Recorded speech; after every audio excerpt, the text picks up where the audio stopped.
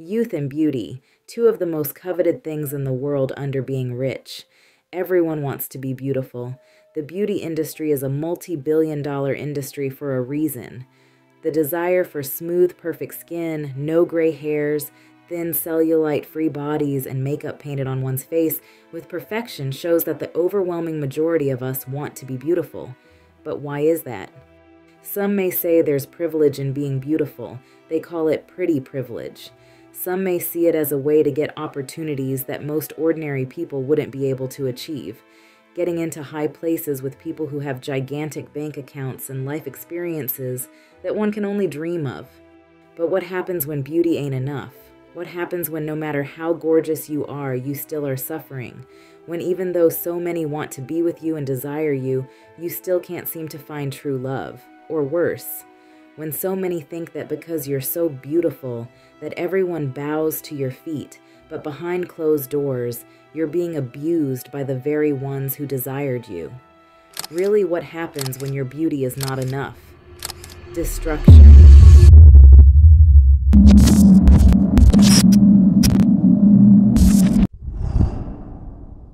Last year, I did a video about Denise Matthews, aka Vanity, and in this video, I spoke about her turbulent life.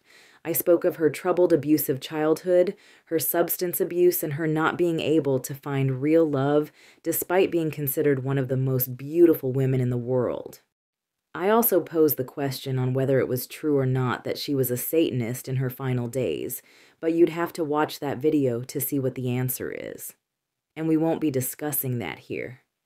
But we'll be focusing heavily on the real turbulence of her life.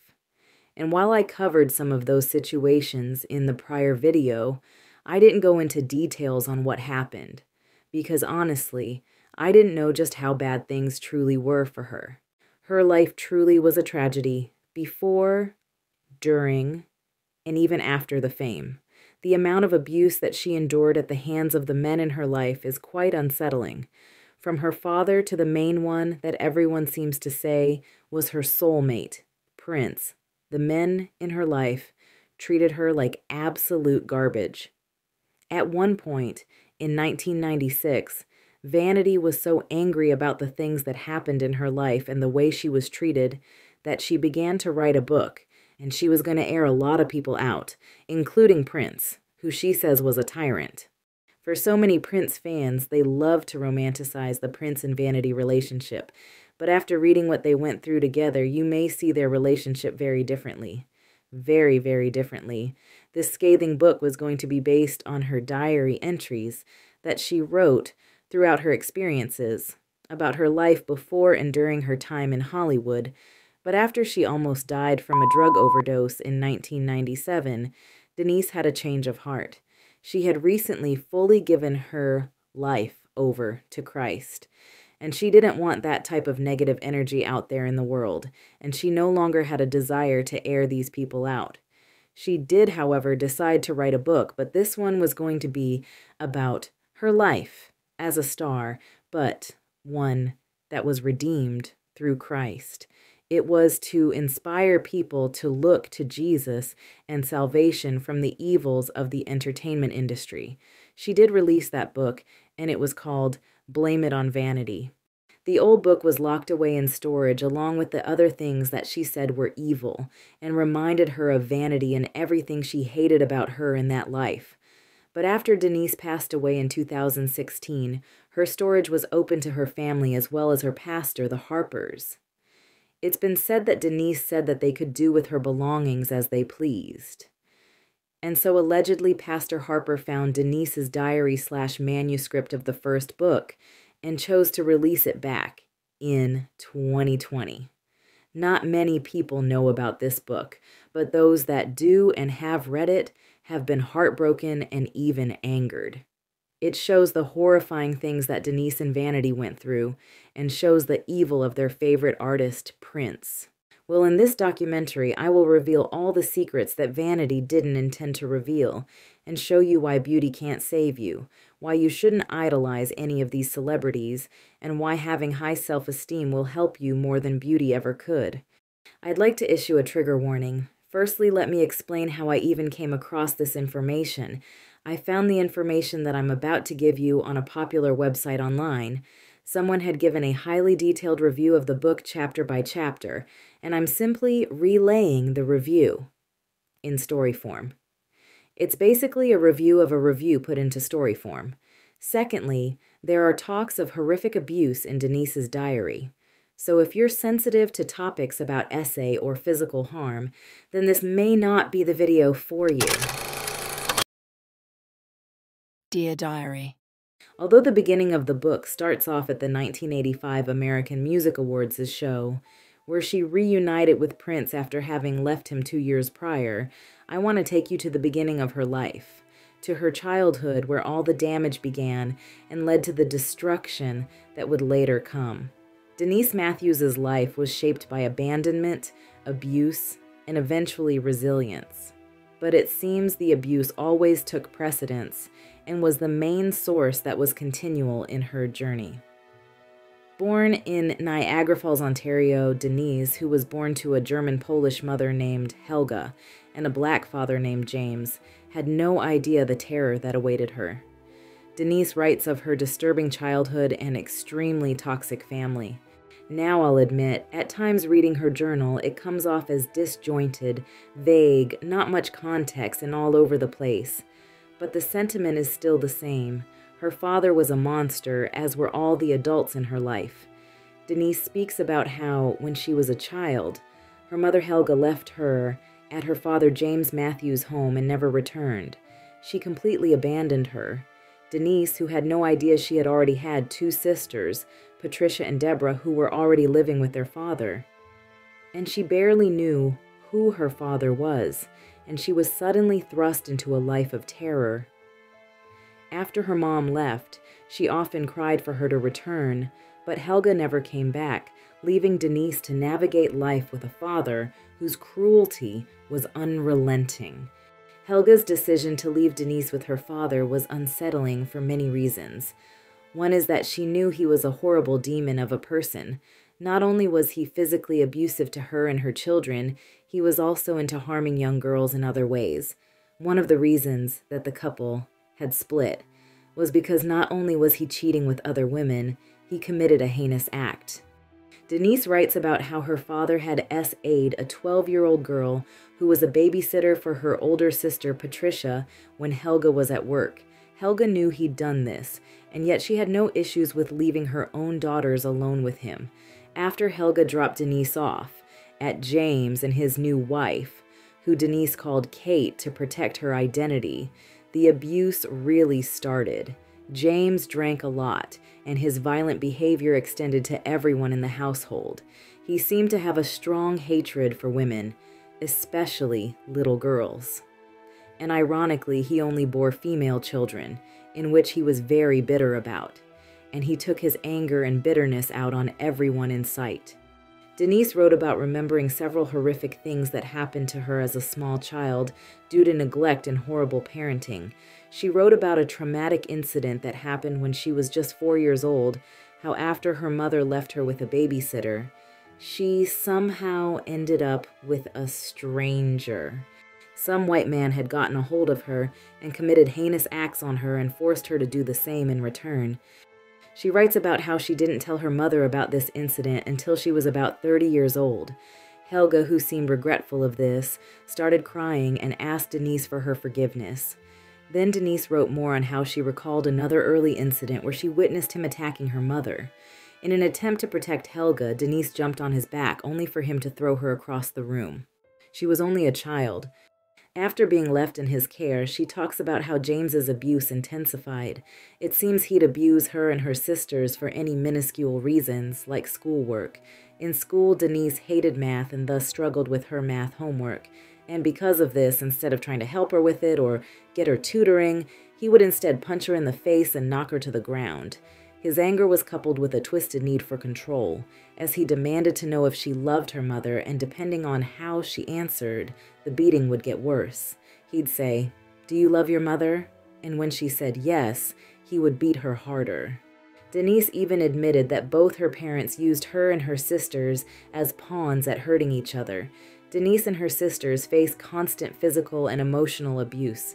James would be meticulous with his abuse, too. He would strip Denise naked and beat her for exactly 3 hours, timing the punishments on a clock. On one occasion, he struck her over the head with a baseball bat, leaving a wound that needed stitches. And instead of taking her to the hospital, her family let the blood drain into the sink and never got her any help. He seemed to really like the aspect of torture, as he did twisted things like forcing her to watch him craft a wooden paddle that he was going to whip her with. The abuse extended to Denise's younger sister, Deborah, who struggled with bladder issues. James beat her for bedwetting, sometimes using scalding hot water to heighten the pain. He would make Denise and Patricia witness these acts, further deepening the trauma. Because the Matthews household was steeped in dysfunction and poverty, Denise recalled being teased for her shabby clothes and dirty feet. As the only black girl in her class, she faced relentless racism.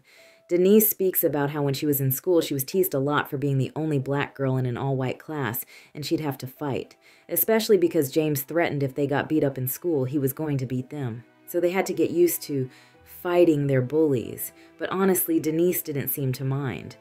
Probably due to her upbringing, she even enjoyed fighting, especially fighting the boys. Sometimes she'd get kids to pay her a quarter for snacks to beat someone up for them, but Denise and Patricia had to fight for their sister Deborah because she couldn't fight well. All they had were each other and had to defend each other. But fighting in school was way different than having to contend with adults. Not only did she have to constantly get abused by her dad, her stepmother wanted in on the action as well. Their stepmother, Kate, was another source of pain. Just as cold and dismissive as James, she did things like cut off Denise's hair, claiming it was too difficult to manage, because she was a white woman having to deal with a black-haired child, but it seemed more like she did it just to spite her. She took joy in making fun of the fact that Helga abandoned her with them. Kate would tease her constantly about her mom and bluntly told Denise that her mother didn't want her and was never coming back, further shattering this child's sense of self-worth and safety. Amid the brutality, Denise found faith in the only thing she appreciated her father for, and that was giving her a Bible. This sparked her love for God and Jesus.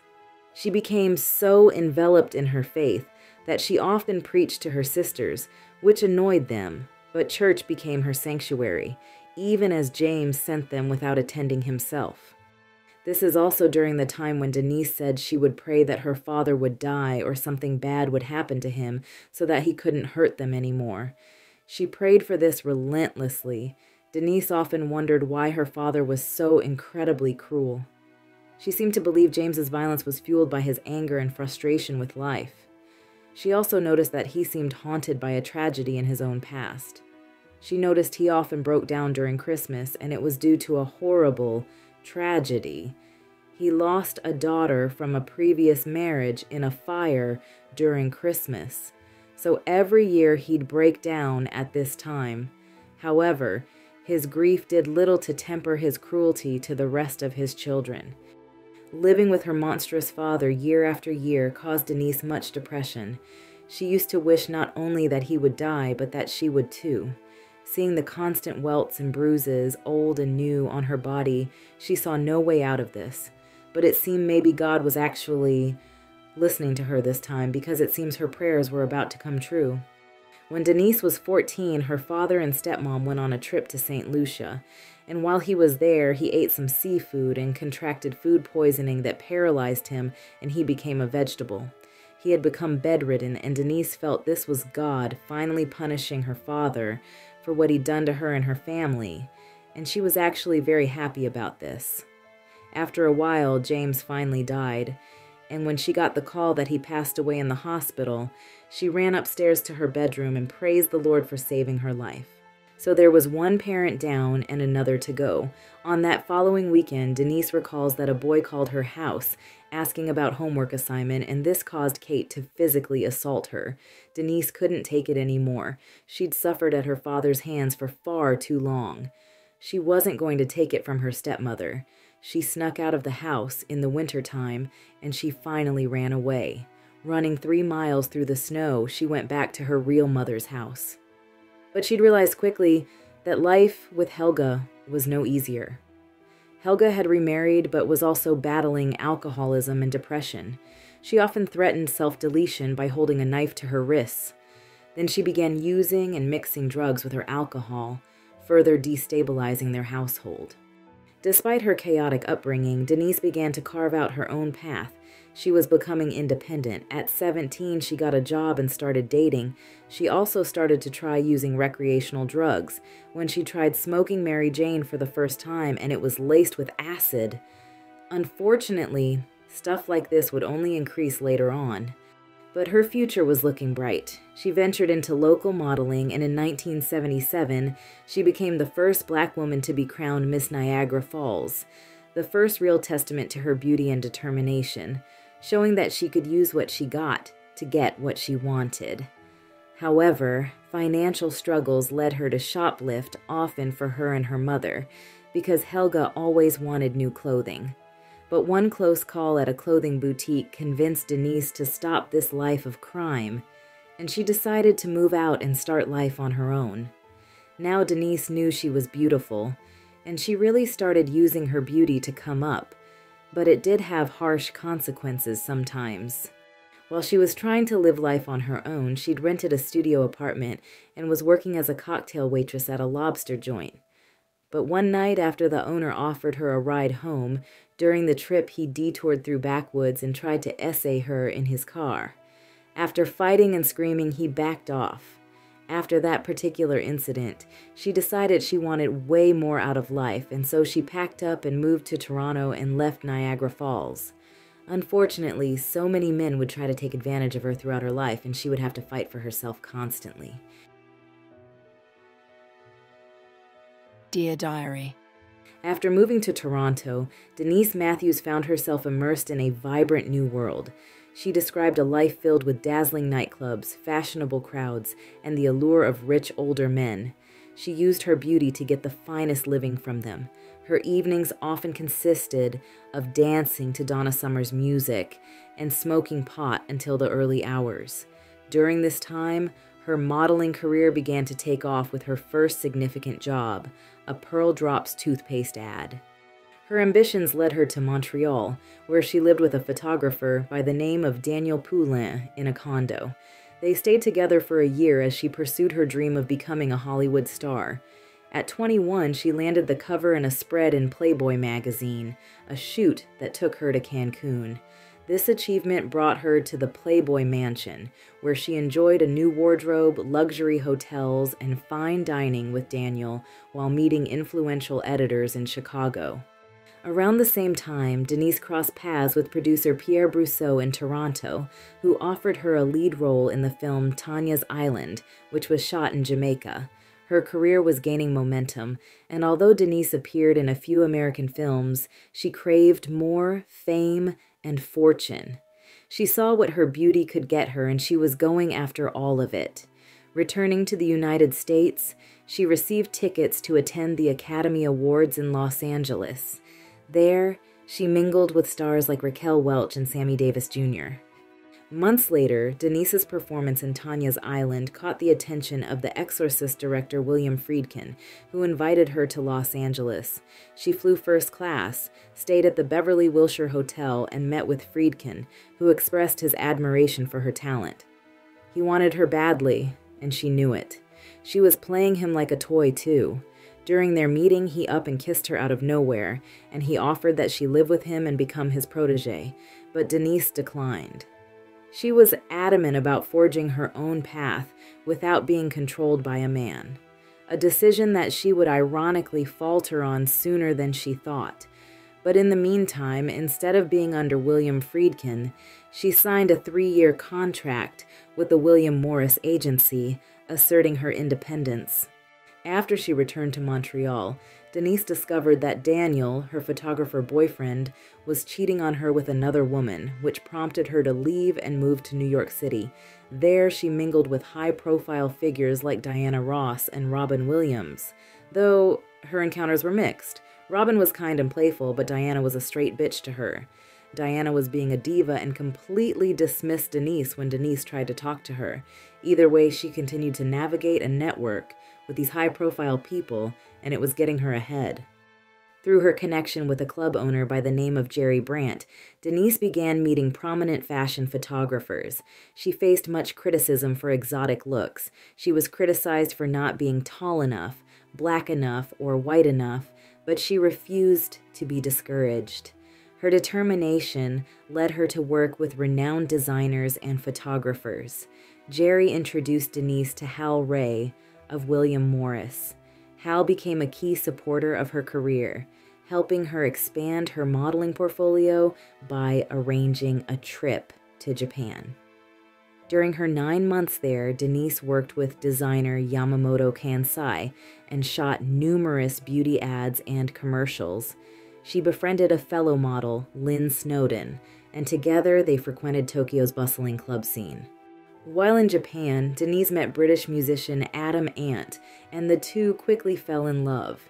Their whirlwind romance included backstage introductions to stars like Liza Minnelli, who offered Denise cocaine, a gesture she politely declined, at least at that time. Back in the U.S., Jerry Brandt urged Denise to move to Los Angeles to take her career to the next level.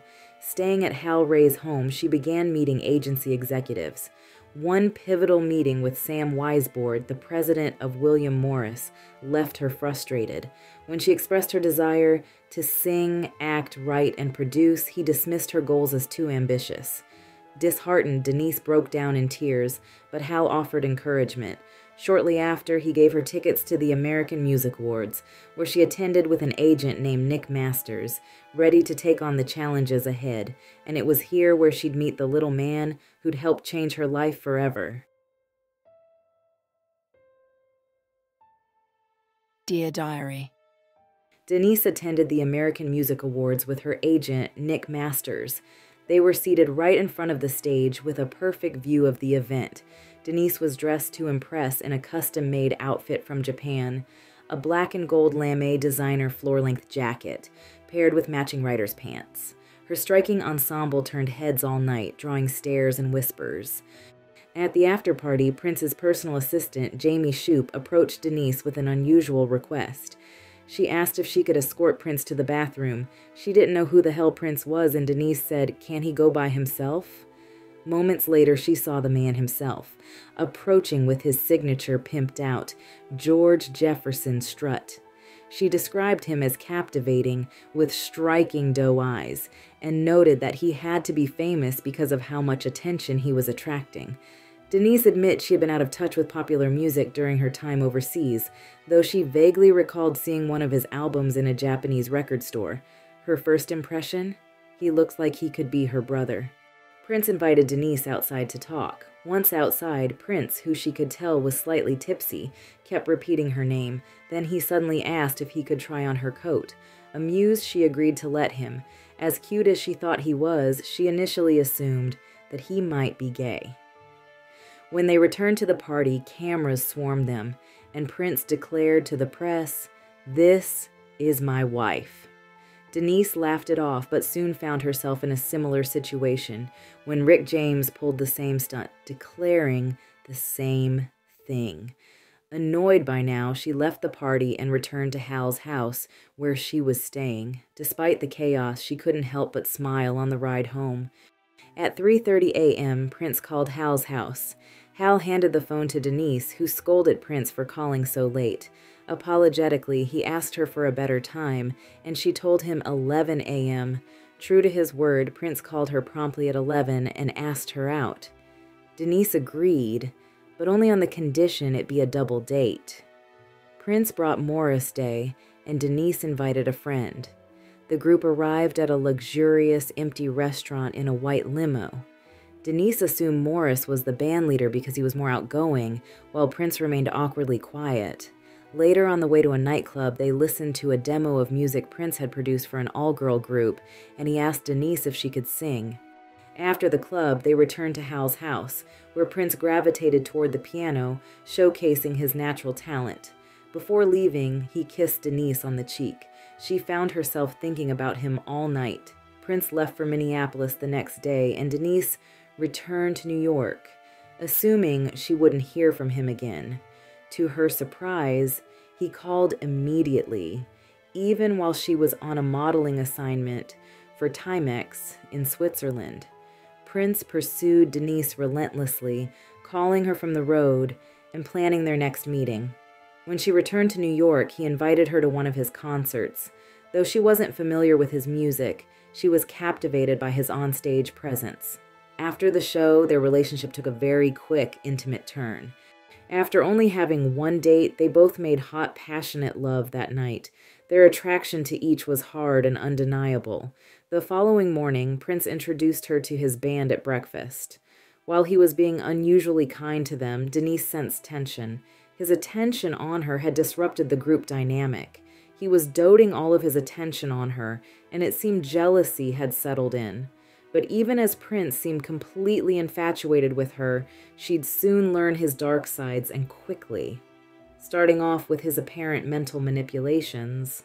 After all that hot lovemaking they'd done, at his next concert, Prince sent his bodyguard to tell Denise that she was no longer welcome, and to put her on the next plane home.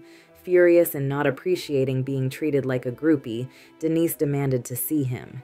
This was a ploy to get her to come see him. Prince met her before going on stage and issued an ultimatum.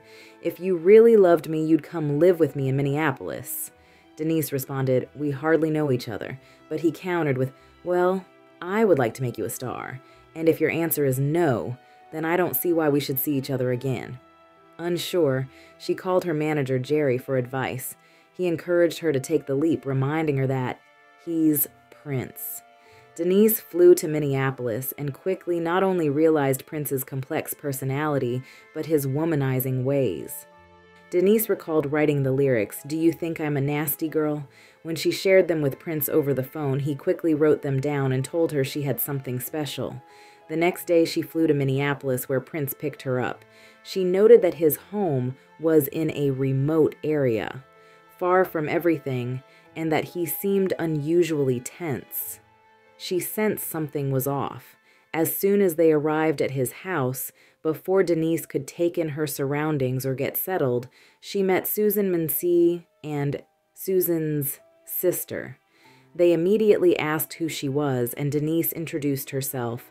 Prince quickly excused himself, leaving the room to head downstairs to the studio, seemingly avoiding the situation. Denise sensed that something was way off. Once she settled in, Susan's sister bluntly informed her that Susan was Prince's girlfriend, clearly staking a claim. Denise kept her composure, masking her emotions with a poker face. She responded with a calm, "Oh, really?" But internally she was piecing everything together. Denise went downstairs to confront Prince about it. He avoided eye contact, and when she directly asked if Susan was his girlfriend, he admitted yes. Denise was furious, and as she voiced her feelings, Prince interrupted her, saying, "Do you want to be a star or not?" He handed her the lyric sheet for their song, "Nasty Girl." Feeling a mix of betrayal and determination, Denise cried while recording the song. Despite the emotional turmoil, she decided to push through and use the situation to her advantage, determined to make her mark and achieve stardom. Prince never apologized. Instead, one night he came into her room, and he became intimate with her, which seemed to be his way of making amends. Denise admitted she tried to play hard to get for a while, but Prince had a way of luring her back, leaving her feeling like helpless prey. Eventually, she began to push back against the manipulation and deceit. To make him jealous, she started entertaining the attention of other men. It worked every time, though she never crossed the line physically with any of them. Her heart was still tied to Prince, and she couldn't bring herself to go that far. Despite everything, she still wanted to belong to him. Their relationship was tumultuous, marked by misunderstandings and fights, always followed by reconciliation. Denise described it as one of the strangest relationships she had ever experienced. She said Prince seemed to have 50 or 60 different personalities and could shift between them unpredictably. However, she knew him too well, so well that she could anticipate his every move. At one point, he even told her, "Stop reading my mind." He didn't like how easily she could decipher his thoughts and predict what he was going to do next. Their connection was intense, complicated, and deeply layered, keeping her ensnared despite the chaos. Vanity 6 was officially formed, and Denise was now renamed as Vanity. Now, many people believe that it was Prince who gave her the name Vanity, because he said it was like looking in the mirror, but this may in fact not be true. It's been said she already had that nickname before she ever met Prince, and for a very dark, nefarious reason. Learn what may actually be the real reason Denise got her name Vanity in this video here. Anyway, both Vanity and Susan were fully aware of each other's relationships with Prince. They often talked about it openly, even consoling each other when things got tough, a dynamic that many would see as sister wives. Prince was extremely demanding and determined to mold the group into his vision. As a perfectionist, he set high standards and was often hard on them. The Times served as their backing band, and their weekly salary was just $275. The band members frequently complained to Prince and vented behind his back about their low pay and the pressure they were under. Vanity revealed that Prince had serious anger issues and often struggled to control his temper. She admitted she was the same way, leading to explosive arguments between them where they'd scream at each other at the top of their lungs. Prince would punish the group financially, docking $50 from their pay if they didn't follow his instructions. He even drove some of the men, like Morris Day, to tears from his harsh treatment. The members of the time had families and children to support, but their salaries were far from enough. Vanity observed that Prince ensured he was the only one financially stable, while keeping everyone else struggling to make ends meet. She recalled a specific incident during a show when the Time was wrapping up their set. Prince and his band came out on stage and poured honey all over them. While pranks like this were common and initially seen as a joke, things escalated when the Time retaliated. During Prince's performance, they threw food at him and his band. Prince didn't find it funny. Furious, he pulled Morris Day into a back room, screamed at him, and reduced him to tears. She says that Prince always blamed him for everything as the group's leader. Vanity felt deeply sorry for Morris, noting he didn't deserve such harsh treatment. She described Prince as mean, spoiled, and prone to outbursts, always determined to have things his way. His behavior was often unfair, and he was known to tamper with their paychecks.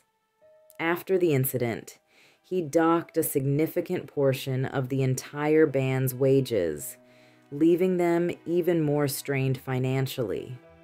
Over time, Vanity said she became more obedient, doing what he asked just to avoid conflict and financial penalties. However, things worsened when their pay was cut further, leaving them with only $200 a week. Vanity revealed that Prince had no problem demeaning or humiliating people in front of others, leaving her appalled and ashamed. She felt like she was witnessing the darkest side of him. Despite this, she had fallen in love with him and wished she could hate him as much as he seemed to hate them at times. The crew had nicknames for Prince that reflected his various personalities: the Kid, the Short Cat, Napoleon, and Little Hitler. And yes, I said that name wrong on purpose because of censorship. But it seems Prince was worse than she could have ever thought. As a man, a very short man at that, he didn't mind putting hands on women in his fits of anger. Vanity recounted a particularly shocking incident where Prince beat his keyboard player Lisa Coleman so badly for calling him a pimp that she was left black and blue. And before any of you say you don't believe this, Prince's bodyguard, Big Chick, also stated that Prince beat Lisa up as well. Now, it's possible that it was two separate occasions that this happened to Lisa. We have this one occasion where he supposedly beat Lisa for calling him a pimp. And Big Chick's version of her getting beat was due to her supposedly having attacked Prince first while in an inebriated state. Either way, Prince put major hands and feet on Lisa, allegedly. Vanity said he acted as though he believed he was God, displaying a dangerous God complex. Jaime Shoup, often seen as the mother figure among them, frequently stepped in to defend the groups and tried to curb Prince's extreme behavior. Vanity said nothing was ever fair. There was no room for compromise, and they weren't even allowed to have opinions when it came to being with Prince. The groups had to fight just to get their weekly paychecks, which Vanity described as a battle. And speaking on other women who Prince had no issues putting hands on, Vanity recounted meeting Jill Jones. For those who don't know, Jill Jones was one of many of Prince's side pieces, girlfriends, sister wives, etc., whatever you want to call her. She was basically a background singer he had in his bedroom rotation with the others, and according to Jill, Prince had beaten her down to the ground too, punching her repeatedly in the face. That story about his physical altercation with Jill is one of the many reasons why the Netflix documentary about Prince's life has been shut down and probably won't be seeing the light of day. Anyway, Vanity described Jill as styled to resemble Marilyn Monroe, and she felt Jill had an incredible voice. Vanity believed that Prince never fully utilized Jill's talent. Funny seeing her advocate for her fellow sister wife. Vanity also opened up about Prince's womanizing, saying he collected women the way someone might collect ants for an ant farm. She eventually grew tired of the chaos and left Prince's house, moving first to the Chanhassen Hotel with the other band members, and later into her own apartment. And of course, Prince's bipolar ways would kick in, and after terrorizing them, she shared how Prince would sometimes pick them up to go roller skating at the park, or to grab a very late dinner in the early morning hours. She recalled one instance when Prince asked her what color car she'd want, and she replied, "Black." Not long after, Prince bought himself a pitch-black BMW instead. He also had a habit of walking up to her and demanding anything by saying, "Gimme that." Vanity would always give him what he asked for, even cash when he requested it. She believed he was testing her, and it was this dynamic that inspired the mall scene in Purple Rain. He was always with the manipulations, and she always fell for them. Vanity, speaking on his troublesome, unpredictable behaviors, would get to weirdo levels. Sometimes he would do things like pick her up and drive far out into the middle of nowhere, start an argument with her, and then stop the car, telling her to get out. But she never did. He seemed to always bait people to see what they would do. Despite all these hardships, Denise always admired Prince's musical genius and his ability to captivate an audience. While acknowledging his darker traits, his mood swings, ego, and temper, she admitted to loving him deeply. Their relationship was unconventional, intense, and often painful, but it shaped both their lives and careers in profound ways. Too bad it would only get worse from there.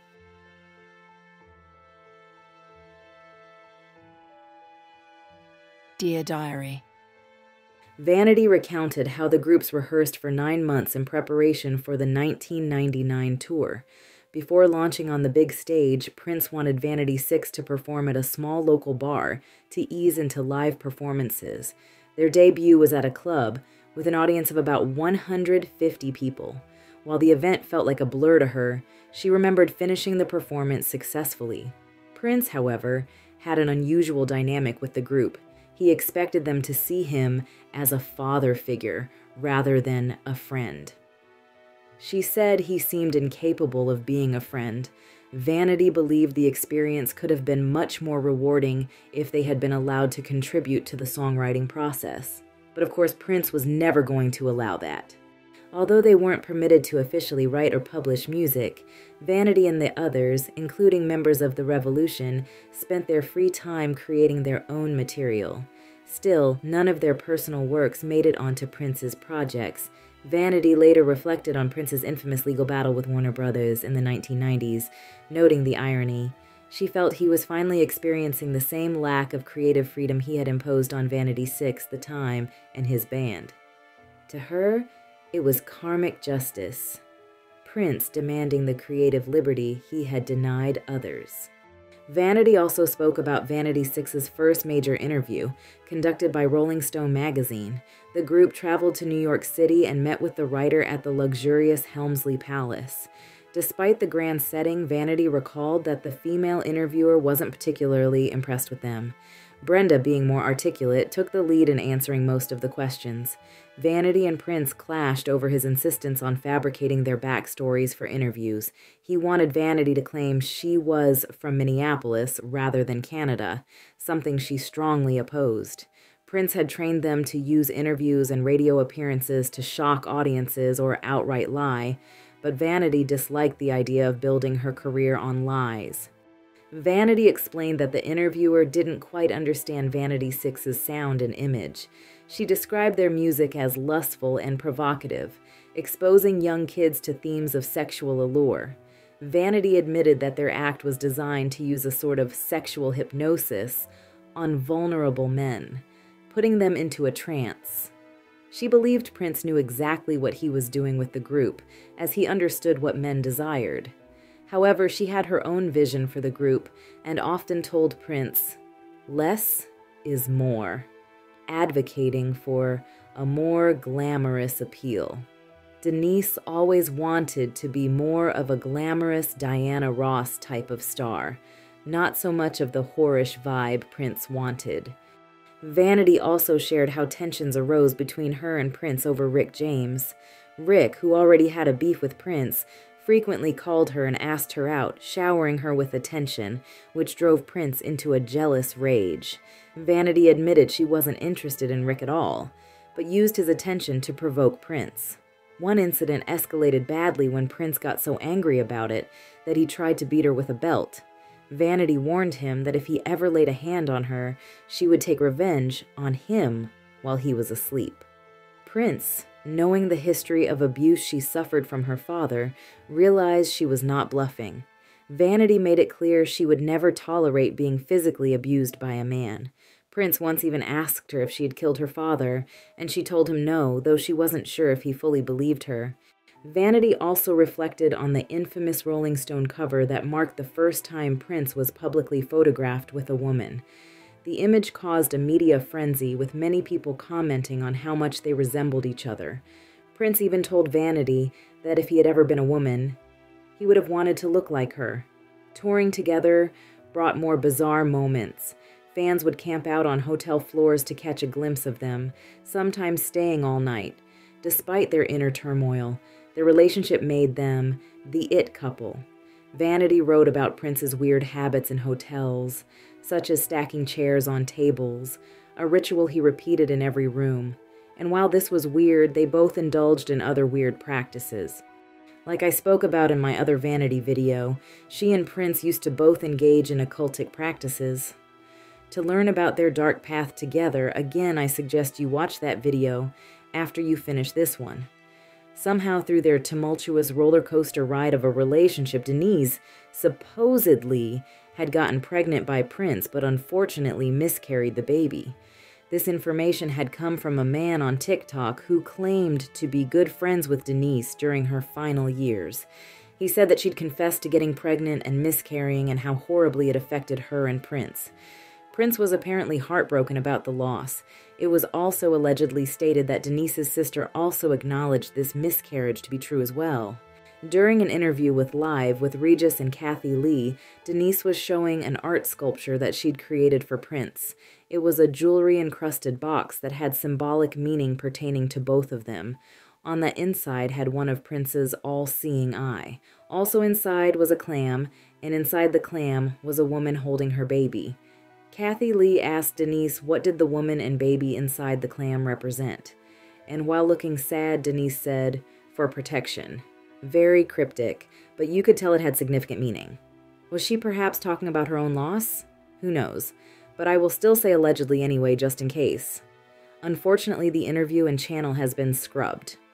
Also, if this is in fact true, according to other relationships Prince has had, it seems there was always a loss or miscarriage whenever a pregnancy was involved.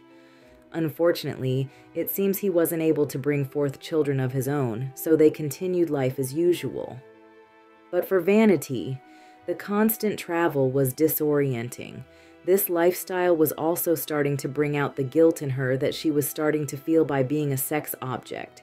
She'd soon find ways to numb these feelings. Dear Diary.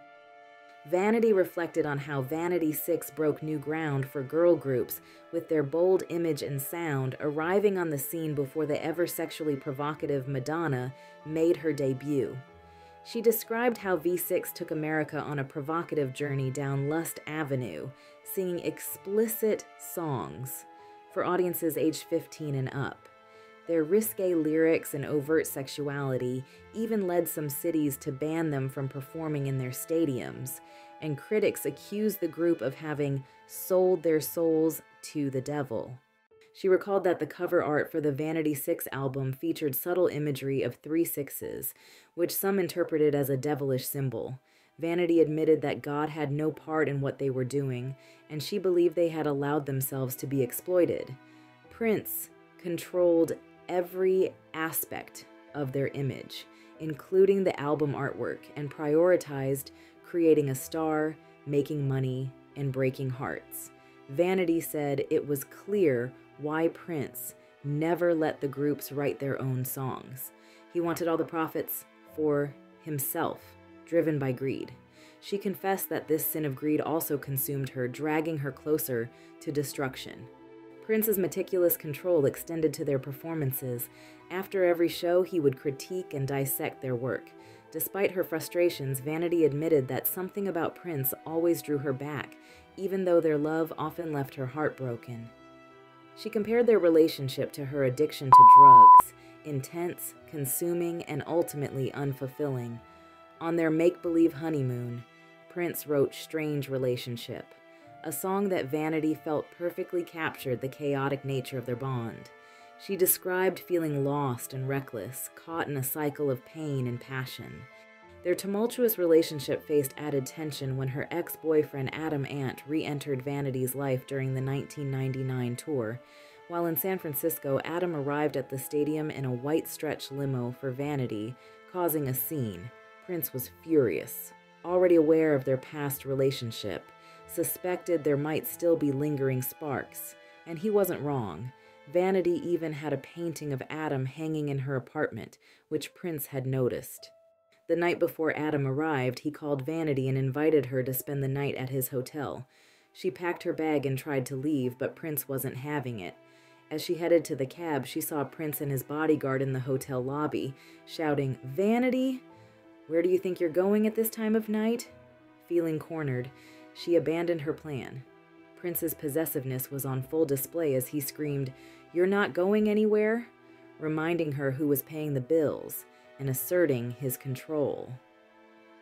She retreated to her room and called Adam instead. The next day, Adam showed up in a white limo to come get her, and this only intensified the drama. Prince's jealousy reached the point where he started to have Vanity followed everywhere, making it clear that if he couldn't have her, no one could. But Prince's constant attention to other women further strained their relationship. He was doing disrespectful things like sending 20 different women flowers every week, and Vanity refused to compete for him, something that irritated Prince. He couldn't understand her confidence in knowing her worth and her refusal to play games for his affection. He demanded to know why she wouldn't compete for him. She said she told him, "There's enough room for everybody in this business." And as far as romance, she left that to fate. They both continued to play manipulation games with each other. She dated other men and celebrities like Eddie Murphy. Their games continued in after-hours clubs where Vanity would deliberately dance with other men to make Prince jealous. He would retaliate by sending his bodyguard, Big Chick, to physically remove the men from the dance floor. Though Big Chick hated doing Prince's bidding, he would apologize to Vanity afterward. Prince, watching from a balcony, would laugh at the chaos. Vanity recalled one extreme incident where Prince had Big Chick dangle her upside down over a pool, threatening to drop her unless she complied with his demands. She described these antics as maximum insanity, and eventually grew tired of the instability, yearning for a more grounded relationship. After the tour, Vanity says that she grew closer to Morris Day. They bonded over their shared goal of leaving Prince's orbit. Vanity described Morris as a perfect gentleman who treated her with kindness and respect. Their relationship was platonic, but they trusted each other deeply. She also praised the men of the time for looking out for Vanity 6 during the tour, treating them like little sisters while pulling harmless pranks to keep spirits high. Despite the grueling schedule, the tour was a success, though none of the performers made much money. Vanity expressed frustration that Prince kept all the earnings while keeping everyone else at arm's length, locked into his payroll system.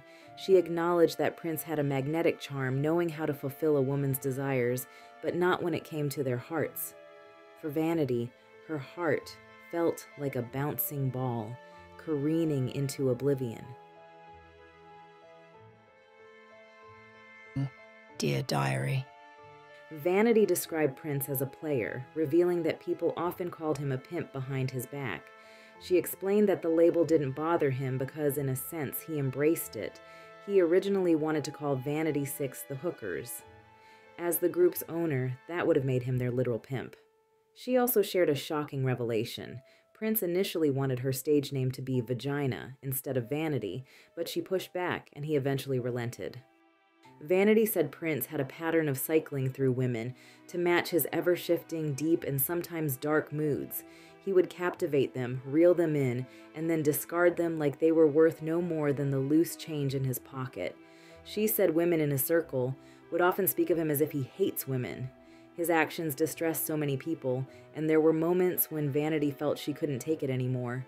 She wanted to walk away for good, saying goodbye forever. But just as she reached her breaking point, Prince had an uncanny ability to pull her back in, using his charm and influence like a spell to keep her under his control. Vanity compared his treatment of women to a fisherman with a rod, hooking and reeling them in, only to cast them aside once he was done. Eventually, she realized the toll this dynamic was taking on her heart and soul. It weighed heavily on her mind, and she began seeking refuge elsewhere. Vanity started spending time with neighbors in her apartment building who were deeply entrenched in drug culture.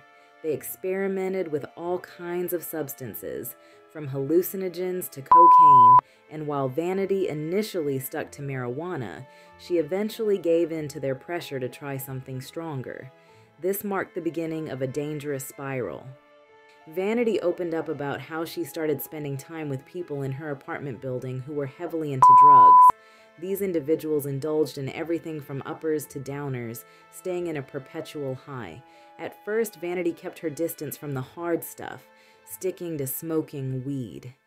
She would sit and laugh as they shared wild stories, like their trips to Venezuela or climbing mountains to eat hallucinogenic mushrooms until they couldn't function. However, the constant pressure eventually wore her down. Reluctantly, she gave in and tried something new. They handed her a small pipe with a screen in the middle, a spout on the side, and a white rock on top. Crack cocaine. They coached her through it, guiding her into what she described as a terrifying descent into addiction. Vanity recalled how the first hit sent her brain reeling, feeling like it slammed against her skull and she was hooked instantly. Before long, she found herself regularly getting high with a man named LB, and her life began spiraling out of control. Vanity explained that what began as an occasional indulgence quickly turned into a regular habit, with her and LB becoming cooking cocaine buddies. LB would have the drugs flown in from his home country, and they would retreat to the hills to smoke all night. Vanity recalled how, when she thought they had enough, she would throw the pipe out the window from her 32nd floor apartment, but even then, they always craved more. She revealed that Prince hated LB, and while she understood why she had her own reasons for keeping him around, one night, to spite Prince, she brought LB to his birthday party and spent the entire evening dancing with him. Although she and LB never slept together, she made it clear it wasn't that kind of relationship. She never shared that with Prince because she enjoyed making him jealous. LB had a girlfriend named Dawn who was madly in love with him, but LB's involvement with drugs made it difficult for him to connect with anyone, including her. As their relationship became strained, Vanity eventually met Dawn, who believed Vanity and LB were sleeping together. In retaliation, Dawn began dating Prince, a move that was meant to hurt Vanity. The situation escalated when LB showed up at Prince's car late one night after Prince had finished his date with Dawn. In a fit of rage, LB put a gun to Prince's head, threatening him to stay away from Dawn. Vanity remarked that LB was the only person in Minneapolis who wasn't intimidated by Prince. It was because LB's father was the Prime Minister of Venezuela. And after this confrontation, Prince made sure he was never without his bodyguard again.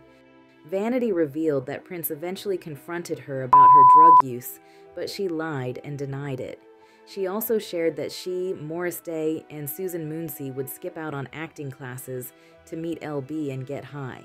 Prince was oblivious to their antics. Despite his brilliance, Vanity said Prince's presence often made people uneasy. His demeanor suggested he saw himself as superior, and his rare moments of warmth were few and far between. She speculated that his behavior might have stemmed from deep insecurities or depression, describing him as cold and unyielding, like ice. Vanity recalled how, whenever Prince entered a room, everyone would instantly fall silent except for her. She refused to treat him as a god, which frustrated him. She recounted a moment when he asked, "How dare you continue to talk when I enter the room?" She responded, "Prince, who exactly do you think you are? God?" This defiance irritated him, but she believed it also drew him to her. Vanity said their relationship was a constant push and pull, fueled by equal parts love and hate, and it was soon coming to an end.